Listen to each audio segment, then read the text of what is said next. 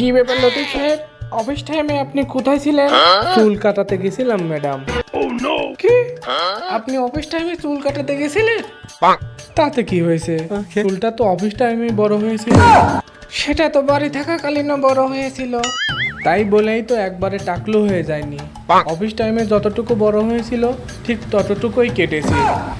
দেখুন লতিফ সাহেব, এভাবে খামখেয়ালি করলে কিন্তু আপনাকে চাকরি থেকে বের করে দেব। ম্যাডাম, আমাকে চাকরি থেকে বের করতে পারলেও চাকরি থেকে আমাকে বের করতে পারবেন না। কি অসম্ভব, বসের মুখে মুখে তর্ক করে। কোথা থেকে যে আসে এসব অসভ্য লোকজন। যান, আমার চোখের সামনে থেকে যান। আমারও খুব একটা ইচ্ছা নেই আপনার চোখের সামনে থাকার। 3 days later.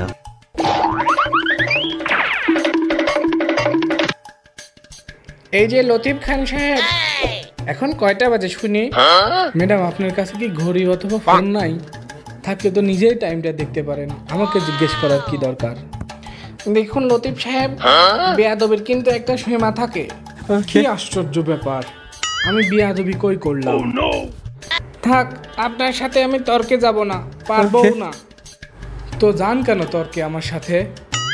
ইয়া রহমান ইয়া রহিম, তুমি আমার ধৈর্য দাও। আমিন। অফিস টাইম 9টায় আর আপনি আসলেন 11:30টায়। এমন করলে চাকরি থাকবে নাকি থাকবে না বলেন তো? মানে ম্যাডাম, সকাল থেকে আমি এত সময় বাথরুমে ছিলাম, তাই দেরি হয়েছে। তাহলে ফোন দিলেই পারতেন, বদনা পানি নিয়ে এগিয়ে আসতাম আমি। ভুল হয়ে গেছে ম্যাডাম, এরপর থেকে এমন হলে অবশ্যই আপনাকে কল দেব। A few moments later. Madam, আমার 2 দিনের ছুটি লাগবে। কেন আবার ছুটি কেন? 5 দিন আগেই না আপনি 3 দিনের ছুটি কাটিয়ে আসলেন। আমার দাদু মারা গেছে তো ম্যাডাম, তাই আমার ছুটিটা খুব ইমার্জেন্সি দরকার। আচ্ছা ঠিক আছে, তাহলে আপনি যান। মাতাল হয়ে হিসু করব দেয়ালে, যা হবে তা দেখা যাবে কাল সকালে। যা মিথ্যা কথা বলে ম্যাডামের থেকে 2 দিনের ছুটি নিয়ে আসলাম, এবার পিঙ্কির সাথে ঘুরি। 3 days later. কি লতিফ সাহেব, ছুটি কেমন কাটলো? কি যে বলেন ম্যাডাম, আমি তো ছুটি কাটাতে যাইনি, দাদু মারা গেছিল তাই সেখানে গিয়েছিলাম।